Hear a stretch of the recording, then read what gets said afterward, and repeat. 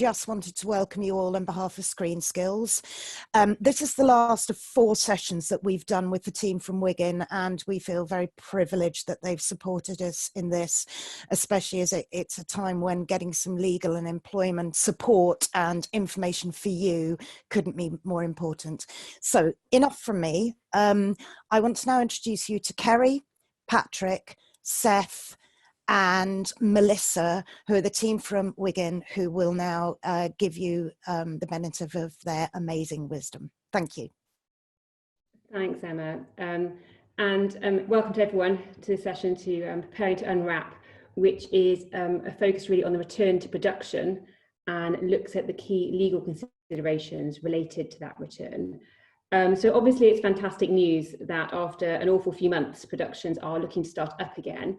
But clearly for this momentum to continue to build and to be sustainable for the medium term, productions and everyone involved in them are going to have to adapt to a new way of working. Now, in most cases, this means implementing this onset guidance from the BFC, Impact and others to the industry, just to ensure that you have COVID-19 secure productions, and that's really as well as abiding by the general ongoing government laws and guidance that has been published and changing from time to time. Now, the impact of this, of the return to work and the new working practices required to be followed in order to manage the COVID risk, has the clear potential to create other legal risks, and therefore there are a number of legal considerations that really need to be recognised and then dealt with in order to have a successful return to production. So the aim of this webinar is therefore to draw on our experience at Wiggin, as we've been advising many in the media sector for over the past few months in particular on these issues. And we're just seeking to provide you with as much insight and information as we can in the next hour in order to help you meet these challenges. Now, as Emma says, my name is Ceri Stoner. I'm a tax partner at Wiggin.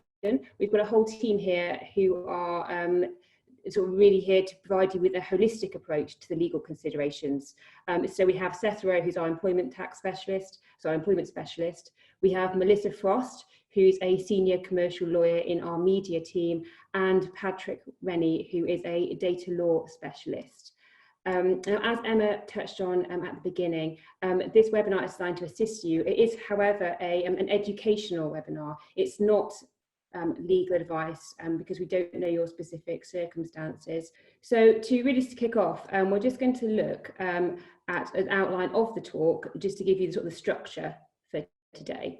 Now, first we're going to look at the risks with not being prepared, i.e. what is the exposure for the company, what do the individuals need to be thinking about, because if you don't recognise and address these legal issues, there could be difficulties clearly along the way.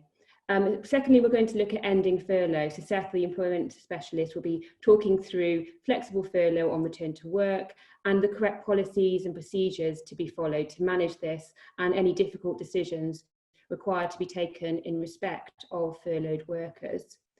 IR35 is still on the agenda. So as Benjamin Franklin said, 2 things in life are certain, death and taxes.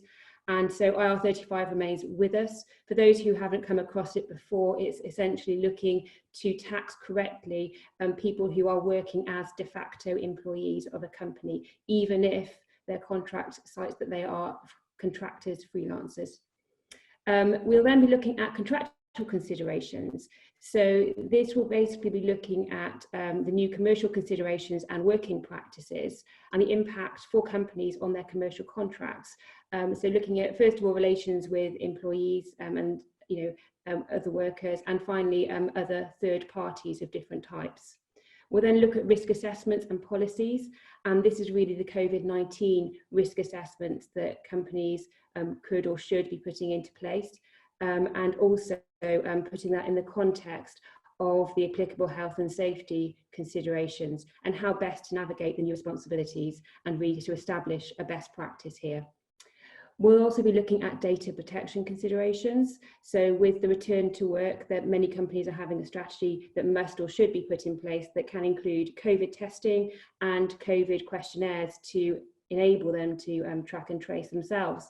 Paddy will be looking at the best practice in terms of how to manage the data collected, as well as how to sort of practically collect that data. Finally, we'll be looking at action points. So we'll leave you with some action points before moving on to our Q&A session at the end.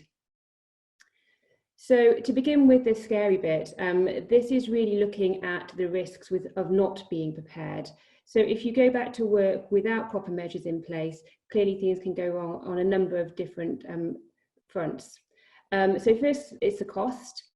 Implementing COVID-19 guidelines clearly requires time and financial resource. So to implement these efficiently is important. Secondly, you need to think about relationships. So individuals, your workers as a production company, and potentially the unions may refuse to work if they're not comfortable that the measures in place are adequate. All of this could lead to a delay in production and the associated costs, because clearly perhaps there's going to have to be fewer people on site at any more time to safely work in this new COVID world.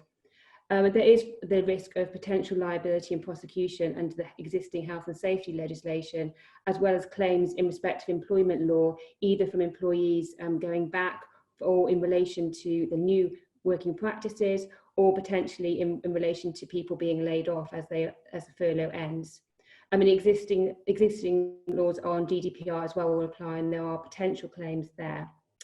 So there's also, finally, the IR35 tax risk as a liability. So that's basically the risk of unpaid employment taxes as the IR35 rules change and production companies become liable for any unpaid employment taxes of de facto employees. And finally, of course, there's the important reputational impact. All companies should really be seeking to ensure that they are seen to be properly safeguarding and fairly treating workers in these very difficult times. So I'll now move on to the next slide and pass over to Seth, who will be running through the impact of returning from furlough for various workers and the repercussions for the companies themselves. Thanks, Ceri. So as Ceri said, I'm from the employment group at Wiggin, and I imagine that a number of you have probably already sort of attended our previous webinars, which we've covered the job retention scheme in detail. And as you probably picked up in those webinars, I do quite like talking about furloughing. So it's an area that I thought we probably should have a slide on here, but I'm going to skip through it fairly quickly because I appreciate you've probably already sort of come to grips with some of these particular considerations. So I guess just to highlight the main obvious point, clearly the job retention scheme and furloughing in general has had widespread adoption throughout the TV and film industries, at least where people have been eligible. Now, one of the key considerations that productions are going to have, therefore, when sort of looking at bringing back physical production and going back to some form of kind of producing, is going to be what to do with those individuals who are currently furloughed. There's a number of things that they'll need to think through. But just as a sort of a brief update on where we are with the scheme, it now seems clear that the scheme is going to conclude at the end of October. There doesn't seem to be any scope at the moment of any further extension to the furloughing scheme. And as Ceri mentioned earlier, flexible furloughing is something that was introduced recently from the 1st of July, and potentially that's a mechanism which could be relevant for considerations upon sort of workers who are currently furloughed and whether or not you could utilise that in any sort of future production work. What flexible furloughing basically means is that a production has the ability to bring someone back part-time for certain parts of the week to do some work while remaining furloughed for other parts of the week. And that flexibility potentially could be quite useful in these circumstances. The other factor relevant for furloughing and so the job retention scheme in general at the moment is from the 1st of August, so obviously a few days ago, the government's contribution to the cost of furloughing has been reduced, and that's reducing on a tapered basis over the next 3 months. So that will also play into production's sort of minds as to how they will want to utilise the scheme going forward. So what are some of the things that they'll need to think about? Well, obviously the first thing will be considering what resource is actually needed for the production. And there's likely to be numerous considerations around that. Obviously, once you've thought about kind of the risk assessment, which we're going to come on to in a little bit, and about how the production's going to be carried out, you'll then have a better idea of what staffing requirements are actually needed. And they may well be quite different to how the production was carried out previously. So in those sorts of situations, once those considerations have been made, productions will have an idea about who potentially needs to come back, who might need to stay on furlough for a little bit longer, and who in some cases, unfortunately, might need to be terminated because there isn't any work for them to do. Now, alongside all of those considerations are going to be a number of factors which productions are going to want to think about. Communication is going to be very important. So how are those decisions communicated to individuals? And often that will require someone to look back at what the previous furlough sort of agreements are and how they've been drafted and how they can then be changed going forward for any new arrangements that need to be put into place. The second point to sort of consider is what new agreements are required in respect of any sort of additional furloughing arrangements. So any flexible furloughing arrangements are likely to require further contractual agreements with the individuals, and potentially also anyone who's coming back at all, you may want to implement further contractual changes in light of some of the points that Melissa's going to come on to later in the talk. And coming back from furlough would be potentially quite a good time to sort of put those potential changes into place.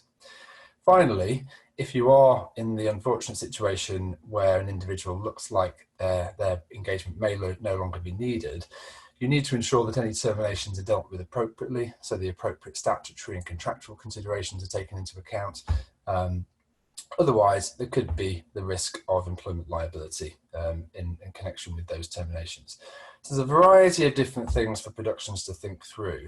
Probably the final point just to make on furlough for completeness is that for any productions which are potentially going to sort of span past the end of January 2021, which some potentially could, particularly if there's further suspensions and we have sort of double spikes, etc., and further lockdown periods, then the recently announced job retention bonus, which was announced by the Chancellor a couple of weeks ago, potentially could be relevant. What that is it's basically a bonus that's paid to the production company of £1,000 per furloughed worker, provided that they remain engaged throughout the end of January 2021.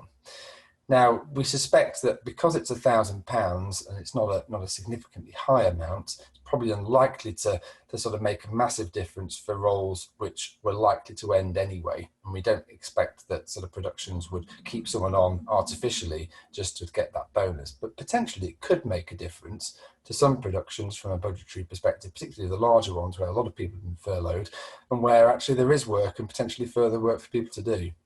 So it's something to bear in mind, just to sort of factor in to those considerations. And as you can see, there's a number of things to think through with furloughing. So I'm going to hand back to Ceri now, who's going to take you through some of the IR35 considerations, which again, potentially could be relevant, particularly if we're looking at engagements going past April next year. Thanks, Seth. And so IR35, as I touched on earlier, is very much back on the agenda. There was a reprieve. It was due to come in April 2020. That was pushed back as a result of the COVID crisis. But the intention still is to bring it in April 2021, and the government has reaffirmed this.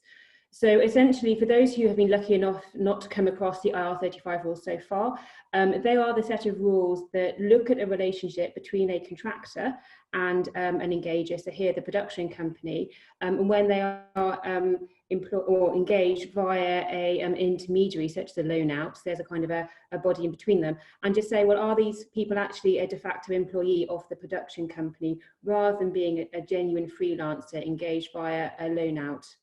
Now, in a sense, the rules have been around since 2000, so the risk has always been there. But what is changing from April 2021, so that's contracts that straddle that date, which tend to be contracts going back now, or at least potentially those contracts, or any new contract thereafter, is that essentially the production company will now be responsible for making that assessment, i.e. for looking at whether a contractor is engaged via a loan out as a deemed employee or not.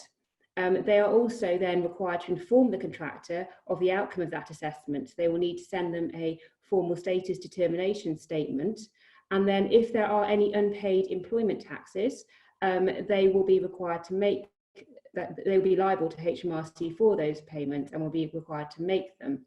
So if you need to basically go back as a loan out, or if you are hiring loan outs, you need to make sure that you are correctly treating that loan out as a freelancer and paying them gross. Or if they are not a genuine loan out, then you need to actually deduct the income tax and national insurance contributions from the money that you are paying to them.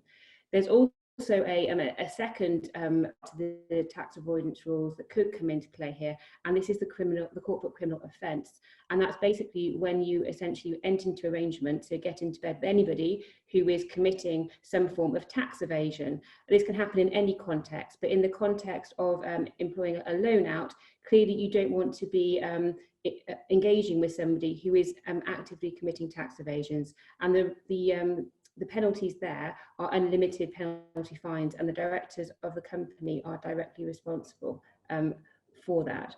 So the challenge here really is to look at the complexity of the risk factors that you need to look at when making these assessments, and also the detailed HMRC guidance that need to be applied when making these assessments. So you have the generic rules, and then you have the detailed guidance for the media, and that includes Appendix 1, which is well known by many in behind the camera roles in the industry. You also have to keep up to date with the ongoing policy developments. It's quite a live area. At the moment, there are guidelines being rewritten in terms of the in front of camera roles, or at least some of them. So you need to stay on top of those. And finally, COVID-19 clearly has also shifted the assessment landscape, i.e. the nature of people's engagements is in itself sometimes different. So the hours are different, the number of productions you might be working for are different. And this all changes your financial independence, or perhaps dependence on one particular production company. And this is something that needs to be factored into these assessments. So that's really the challenges of IR35. So moving on and looking at the solution to this, what companies should be doing to prepare themselves is basically to identify the scope of the IR35 risk for them, i.e. identify which in their population, or if you're an individual watching this, whether you personally are affected by this, and really get on top of those rules. As a production company, we are recommending that you review and update template contracts, i.e. the statute requires you to go through a process, and it requires you to gain information from the individual in order to make an accurate assessment. So you need to really have the individual abiding by that. So you need to update your contracts to reflect that. You also need to update your contracts, frankly, to, in the event there is a liability in the future. So if HMRC disagree with a genuine freelance case, and say there are employment taxes actually, then you need the mechanism to withhold payment, or perhaps have an indemnity in place to actually seek to recover that sum from the individual. And leading to that leads nicely on really to basically having the IR35 rules in place in your onboarding policy, so everyone can see what's required of them, everyone can understand their role in the assessment process and thereafter. It's also important to train and support those who are responsible for assessing. Now, in most cases, this will be the production managers. Clearly, they will already be stretched anyway. They will also now be stretched by implementing the COVID-19 guidelines. And this is really just one more thing for them to really be on top of. But they need to be trained. They're obviously not tax specialists, and they need to be taking reasonable care when making these assessments, which means they need a level of knowledge that allows them to take reasonable care. Now, one solution to this is also to consider digitalising this process of trying to take as much of the burden away from the individuals within the company making the assessments. And this really, again, goes to being sort of reasonably careful when making the assessments, because it increases the consistency, the accuracy, and also allows for time savings. So whether there's an in-house, some form of in-house automation possible, or whether the production company buys in a tool or platform for doing so, there's a number on the market, external tools like Wiggin or others. Each of those are potentially time-saving and could benefit companies in the process. It's also important, whatever the outcome under the tool, to make sure that there is a sound dispute resolution policy. People who perhaps have been freelancers for years will be discovering that they are not now to be treated as freelancers by some production companies, and they might kick back, and there may be justifiable grounds for that need to be considered, and there needs to be a process in place for that to happen, and for everyone to feel that they've had a fair hearing on this and then accept the outcome. And that leads again into communications with contractors. So from the outset, from the very start of the process, it's really important that contractors have the opportunity to feed into the assessment to allow for a picture of their personal circumstances so that the right answer for them can be reached. It's then important that they feel that they know and understand why they have been allocated, either employee or not, and for tax purposes, and then also the dispute resolution. So all those things are really important to get right, and never more so than now when we are in otherwise challenging times. So I'll hand on now to Melissa, who will look at some of the other challenges of COVID in a contractual context. Thanks very much, Ceri. Hi everyone, thank you very much for joining us. So I work on the film and TV team here at Wiggin, and we work with clients from development stage right through production financing to distribution, and for a broad spectrum of clients. And we have, of course, been working hard with those clients through the initial lockdown period, and then ahead of the stage we're at now, in terms of looking back at getting into production, really looking at some of the provisions that came under a spotlight because of the pandemic, and because of looking at the different options available to producers when shutting down production. Now, obviously, it would be remiss to kind of plough into this without acknowledging that when we're talking about getting into production, there's obviously been a big announcement recently with the government's insurance fund. We are still yet, I think, to know all of the specifics on how that can be applied for.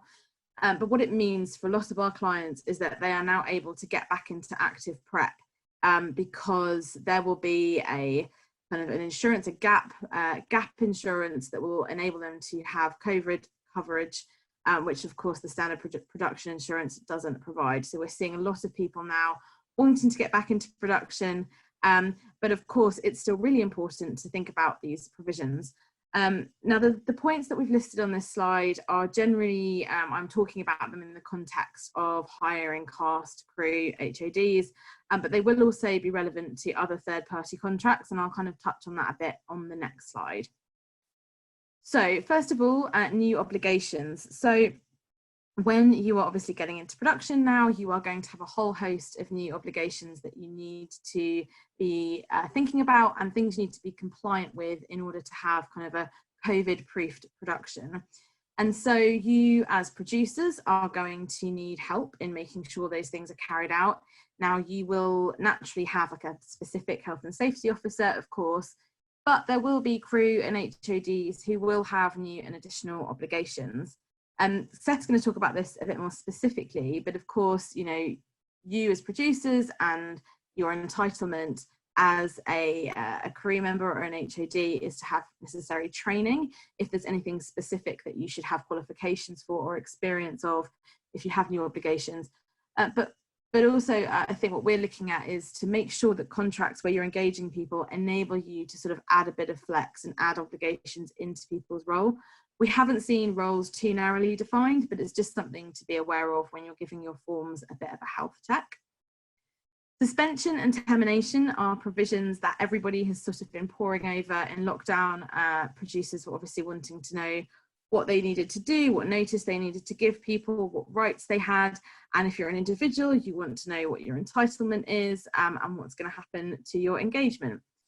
Generally, it's really important to make sure these provisions work practically, and each production will have slightly different circumstances, which may mean that they need to be amended accordingly. Generally, our top tips are to make sure that they're drafted clearly, that they're fit for purpose, so they're practical. So for example, if you have quite a short production schedule, you haven't got to give 2 or 3 weeks notice to suspend somebody. And also that they're enforceable. Now that's a whole area that we could talk about, but generally the principle here is that you need to make sure the provisions are drafted relatively fairly. If they're not and they're too onerous on an individual, they could be challenged for being unfair contract terms. That's something you would need to take specific advice on, but those are the kind of things that we are looking for.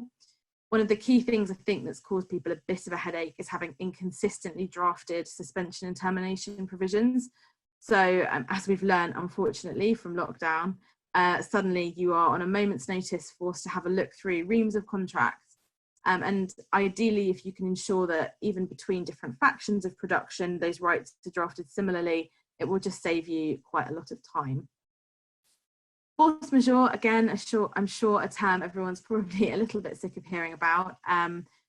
Force majeure, the question we get asked the most is, you know, how do we draft it effectively? And if we called an event of force majeure for lockdown in the first instance, does that mean we can't rely on it again?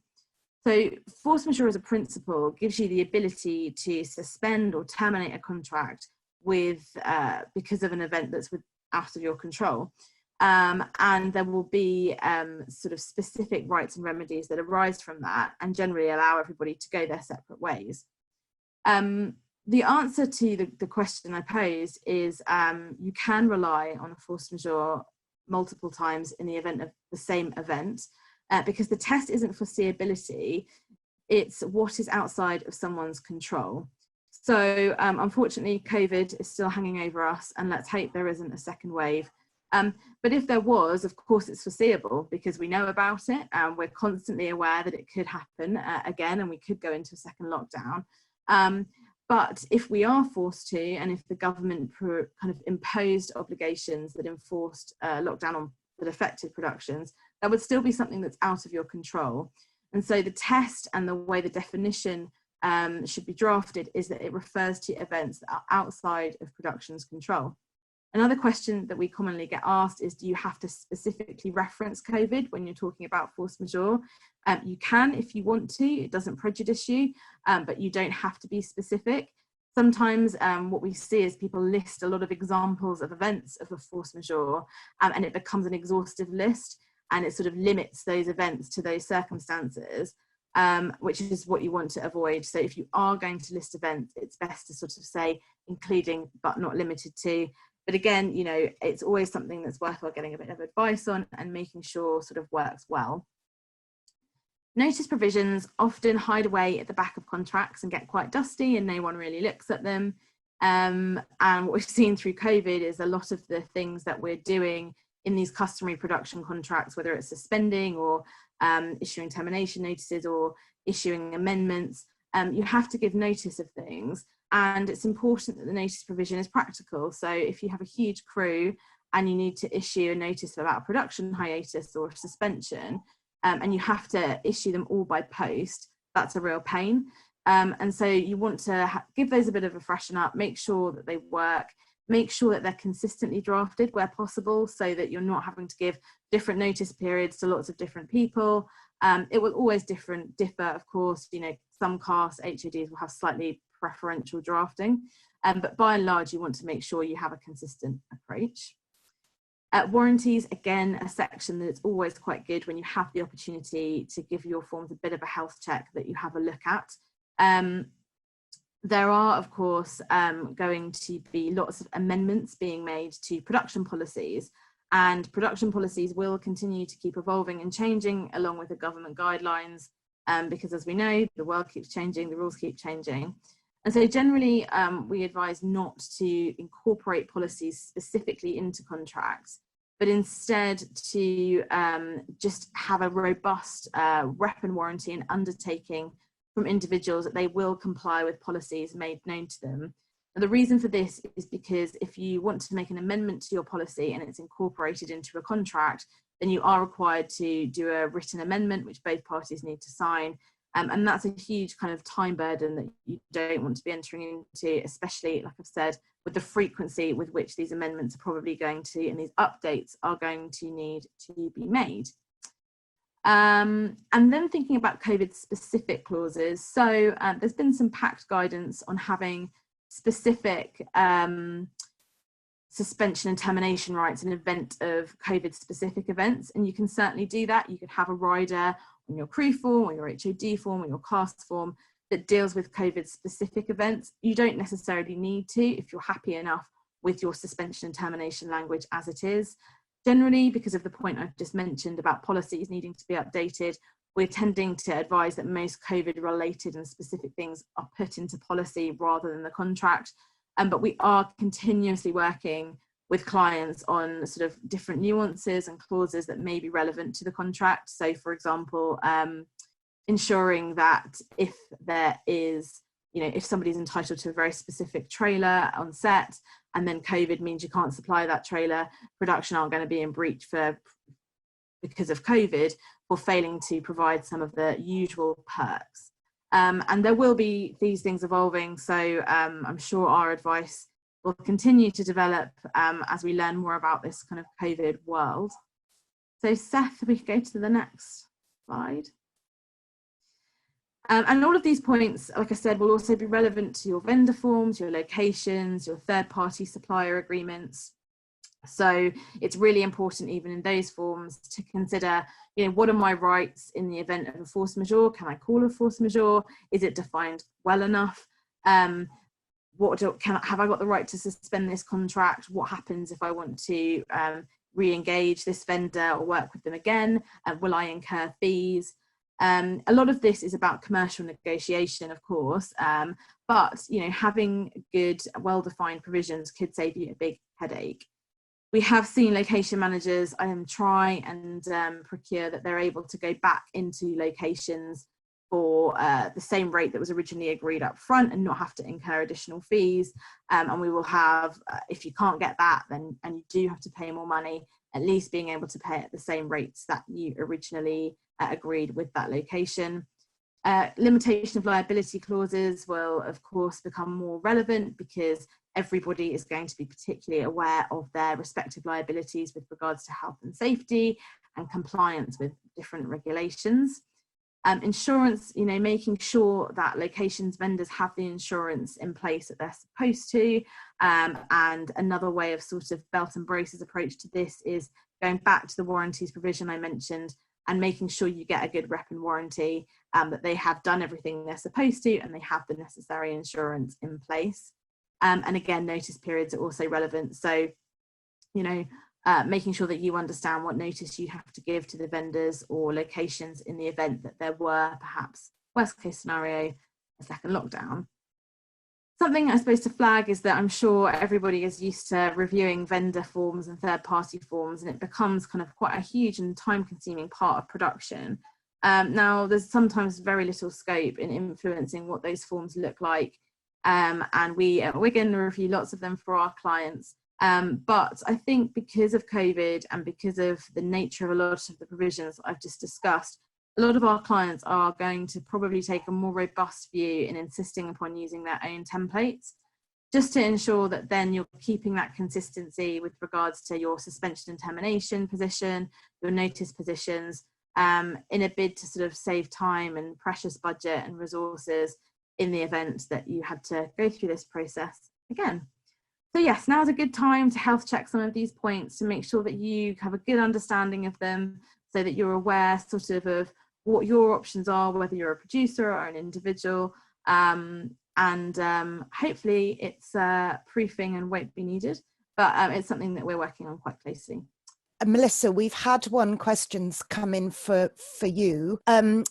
One of the viewers has asked, if a crew member's taken on for a short-term project of say 3 weeks and the production shut down for halfway through that period, is there any way of contracting to protect the production, or would you end up having to pay them because there's no way that a contract could be legally correct?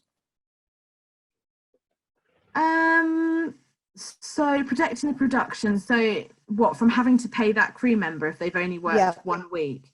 Yep. I mean, and they're on a daily rate, the viewer was asking specifically. Okay, so I think, it really comes down to obviously what the contract says. Usually crew on a daily rate, I can't remember on a short-term contract, I don't know whether you have a 1 week notice or a shorter notice period. It's just a case of sort of doing what's reasonable. Generally, we say a 1 week's notice period is reasonable, and people are generally paid 1 week's notice because it's kind of seen as good practice. But I have seen daily forms that don't provide for that. and some productions take that view, and I don't think that's necessarily a problem, because that's kind of seen as the nature of contracting dailies. So obviously we've kind of gone into the sort of pre-planning things around sort of resourcing and contractual considerations. So we're going to get on to more of the practical considerations now, and the sort of policy things that production's potentially going to have to think about. Probably the most obvious one in the first place to start is health and safety, as you can imagine, which is a significant concern in this new COVID-19 world that we have. Now, ultimately, all employers, regardless of COVID-19, always have a legal responsibility to ensure a safe working environment, and they have a duty to consult with their workforce over health and safety risks. But obviously this is now far more prevalent in a situation where potentially businesses are going back to work in a situation where there is a risk, potentially not necessarily a significant one, depending on what measures are put into place, but there's a risk that people could contract a virus that potentially could be quite serious. So obviously those considerations are very important. Now, obviously, one of the fortunate things in this area is that there's considerable guidance out there to help productions and to help business in general sort of work out how they can best approach these issues and ensure, as far as they can, a safe working environment under COVID-19. Now, the first thing and the absolute crucial thing that businesses will have to do is they will have to put together a COVID-19 risk assessment, and all productions will need to do this. Now, what that risk assessment is for is essentially to identify those sort of touch areas, those really sort of hot risk areas within the production where people potentially could contract the virus, and identify those and set out what measures can be put in place in an effort to minimize those risks as much as possible and to control them. Now, that could be a variety of different things, and obviously productions will have their relevant health and safety experts and consultants that can help with this, but it's bound to involve things like sort of roles that potentially could be carried out at least partly from home, and that will be relevant in some cases. Hygiene considerations throughout set and throughout the locations that are being worked, so the appropriate social distancing measures, and also sort of appropriate signage throughout kind of the building, which is now a fairly common consideration in these times. Now, once that risk assessment's been carried out, it should be shared with the workforce. As I say, there is a duty to consult with the workforce over health and safety risks, but that needs to be factored into kind of what works in practice with the particular production. There's a variety of different approaches that can be taken regarding consultation and accessibility, but ultimately the risk assessment should be accessible to those that are working, and they should have an opportunity to comment on it. Now, also, the government has suggested that they would expect any businesses with at least 50 workers, which will cover the vast majority of TV and film productions, they should publish their risk assessment online. So a variety of different things to bear in mind in terms of risk assessment. Probably another key factor to bear in mind is that they shouldn't supersede any existing health and safety and employment obligations. So all previous health and safety obligations, and obviously there's lots of those and lots of health and safety considerations which film and TV sets have to bear in mind given the work that goes on, that they are not superseded and they will continue to be an issue under COVID-19. And also any employment considerations, particularly discrimination considerations, will need to be factored in as well. Now, these could potentially be relevant in situations where there's concerns around admitting vulnerable people onto set. And there are policies around that people are interested in implementing. But you need to be a little bit careful where those vulnerable people may have protected characteristics, such as a disability, which may afford them additional protection. Now, also what's relevant in this area is the industry-specific guidance. So there's significant guidance from the BFC and the UK Screen Alliance. Wiggin was actually involved in helping to review and shape those particular pieces of guidance. And also there is broadcaster codes out there which can help productions to sort of consider exactly what is and isn't appropriate for particular productions. The final point on this slide is any international considerations. Now, the reason I mention this is that we've been involved in a lot of productions recently, and as Wiggin does generally, that are studio-led or SVOD-led. And one of the things that's quite obvious from these is that there's potentially quite a different approach taken to certain safety considerations in the US, possibly given how COVID-19 is over there at the moment compared to how it is in the UK. And that's actually meant that a lot of these US financiers and commissioners are pushing down their local policies onto UK productions, and potentially that's resulting in more stringent procedures and provisions than actually you might otherwise expect in the UK. So that's something that needs to be factored in, and the UK production will need to consider what is appropriate in respect to the UK and make sure that it's not implementing anything which potentially could be an issue. So once that risk assessment's been done, what are the next things likely to be relevant? Well, policy considerations are certainly going to be key. There's bound to be new policies that the production will want to introduce as a result of its risk assessment. Probably the most obvious one is a sickness policy, and we've seen quite a lot of productions ask us about this recently. Now, the reason this is likely to be relevant is obviously you aren't going to be able to completely prevent anyone from contracting COVID-19, and the government accepts that anyway. But that will mean that some individuals potentially on the production will need to isolate, and the production will need to be aware of and ensure that it complies with its statutory sick pay obligations in respect of those individuals. And as a result of that, a lot of productions are looking at their sickness policies and implementing new ones where they haven't got one already to ensure that certain things are taken into account. And the sorts of things that we're looking at and we're considering for clients at the moment are sort of processes around how symptoms are reported, whether that's inside or outside of the workplace, procedures to be taken sort of when those reports actually come in, considerations around what happens if someone actually does contract COVID-19, who's told about that, and is any contact tracing facilitated within the production. And then finally, the considerations around what pay is actually made to individuals and who that applies to, which crew members actually get that pay and who doesn't. So there's various considerations with sickness which we've been looking at. Also, other policies are going to be relevant. So health declarations, pretty much all of the productions that we've been looking at have been implementing some form of health declaration. So you'd likely see a policy around that, or some form or requirement to complete something around that to ensure as a measure that people aren't coming on to set where they potentially should not be. They should be isolating. Health monitoring considerations, so that could include things like temperature checks, or for those US-led productions, we're seeing a lot of requirements for enforced testing, so the requirement to have a negative COVID test before you come onto set. That's something we're seeing quite a lot of. Quarantining procedures, and quarantining throws up a whole host of issues as well regarding factors such as pay, what pay might be due in respect to quarantining, etc. Policies on staggered call times, and that will go to that whole resourcing consideration, which we've discussed already. And then also departmental policies, which are bound to be relevant, particularly in the scripted sort of areas, but sort of roles such as costume, hair and makeup, things like that, where actually they're more intimate, and you can imagine some specific kind of ways of doing things which will need to be implemented properly. So once you've kind of considered your policies and what policies are potentially going to be introduced, how do you actually get those out to the workforce? Well, obviously they need to see them, so you need to send them out, and they will need to see a copy of them and make sure they've reviewed them. But training is going to be really important, and it's an added protection really for the production if it ensures that it's trained its workforce appropriately on the new policies. Now, at a bare minimum, you would expect the kind of the senior people who are implementing the policies to have this training, so your HODs, but actually there will be other areas, particularly around sort of hygiene and things like that, and about how to do particular roles, which actually probably need to be rolled out on a wider basis as well.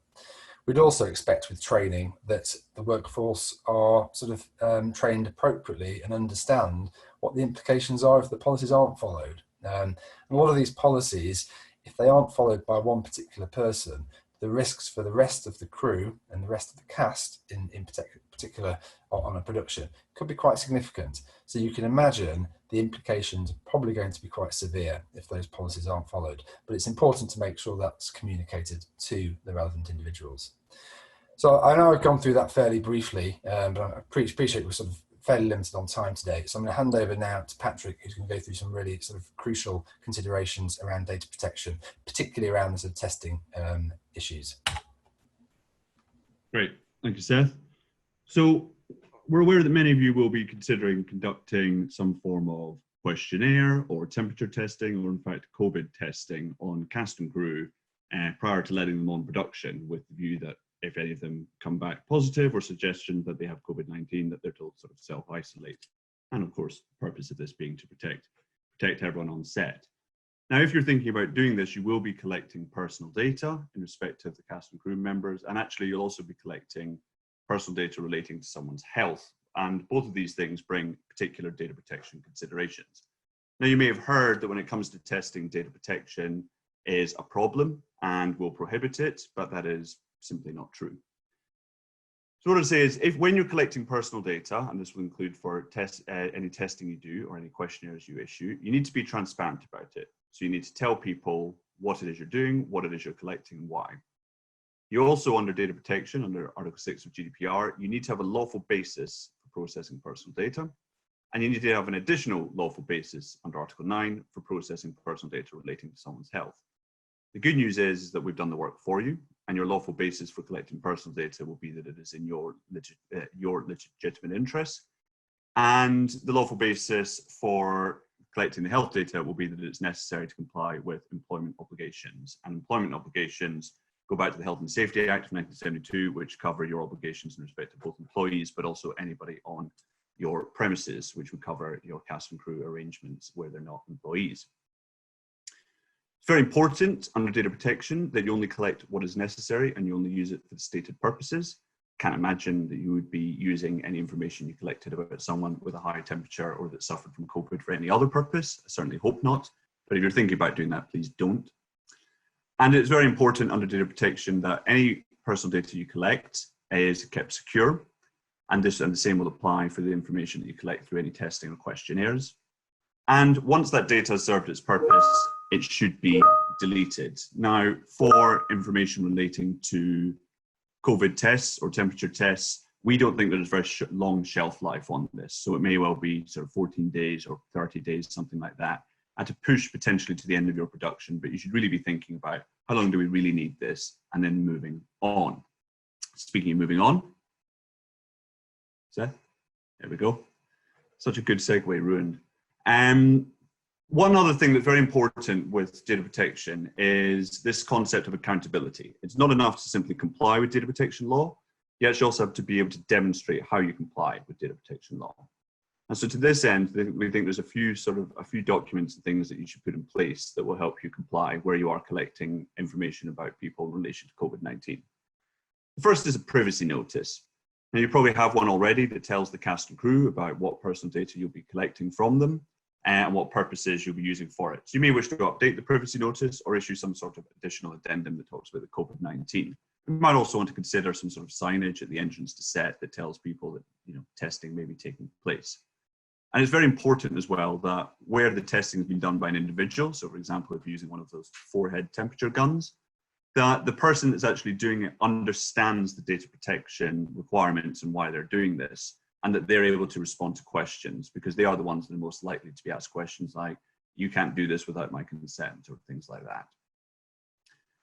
It's also important to carry out a risk assessment. This would be different from the one that Seth talked about, and it would be a sort of internal risk assessment, but it would be looking at the purpose and necessity for the testing that you're doing, the lawful bases, but importantly, that risk assessment would also be looking at any potential risk to the cast and crew and how you'd be mitigating those risks. So talking about things like how you're keeping it secure, how you're keeping the information on a sort of need-to-know basis, and that you're deleting it quickly. And we just re-mentioned at the end with the security and retention, we'd absolutely be making sure that you document that in your risk assessment about keeping that data secure and about only holding it for, as it suggests, sort of 14 or 30 days, something like that. That is a brief whistle-stop tour on some of the data protection considerations if you're thinking about putting in place any testing or issuing any questionnaires to try and identify COVID-19 amongst cast and crew, but I do hope that's been helpful. And I'll hand back to, I think, Seth. Thanks, Patrick. So as Patrick said, obviously we've had to be fairly whistle-stop with all of these points. There's been a lot we've gone through today, and we appreciate we've only got an hour. But just to bring it all together, what are some of the key action points for you to bear in mind at this stage? Well, as I just said in my last slot, the risk assessment is going to be fundamentally important. Clearly, health and safety is a massive consideration at the moment, so that needs to be done, and it needs to be done properly. Budgets are obviously going to then need to be considered and updated accordingly, potentially to implement some of these new policies. It's going to cost more, so that needs to be considered and factored in, and potentially that will involve some considerations and discussions with those third parties that are sort of funding those budgets.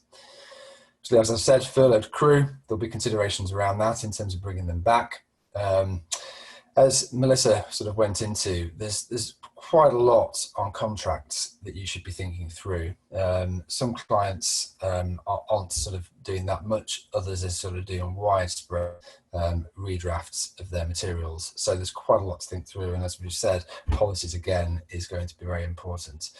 And going hand in hand with that is all of the arrangements with third parties and insurers, which is going to be crucially important in an area where potentially productions might, sort of touch wood, hopefully won't be the case, but might have to suspend again. So those sorts of considerations are going to be very important. As I've said, once those policies and things are in place and the risk assessment's there, appropriate training needs to be in place as well, and that's going to be crucial for virtually all productions. And then finally, in terms of tax, as Ceri's sort of taken you through, there's potentially quite considerable tax sort of implications, particularly for those productions which could span past April next year. And it's good to start planning for those now to ensure that those additional liabilities aren't incurred by the production.